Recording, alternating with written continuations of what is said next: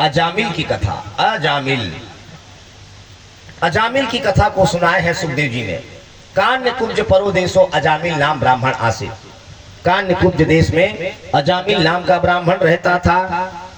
अजामिल ब्राह्मण था, जाति से ब्राह्मण था, लेकिन कर्म से पतित हो चुका था, वैश्यागामी हो चुका था, राह जनिक करता था, लूटपाट करता था। वो अजामिल है। तो किसी ने कहा महाराज देखो ब्राह्मण के 6 कर्म बताए गए हैं। कौन कौन से? सबसे पहला कर्म यज्ञ करना, दूसरा यज्ञ कराना, तीसरा दान लेना, चौथा दान देना, पांचवा वेद अध्ययन करना और छठवा वेद पढ़ाना। ये ब्राह्मण के 6 कर्म है। अजामिल 6 कर्मों से दूर रहता था। अजामिल भले ब्राह्मण कुल में जन्म लिया, लेकिन महाराज आचरण से पतित हो चुका था।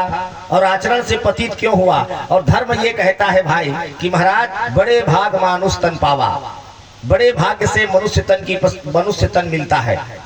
और मनुष्य तन पाने के बाद उससे भी ज्यादा पुण्य है ब्राह्मण कुल में जन्म लेना।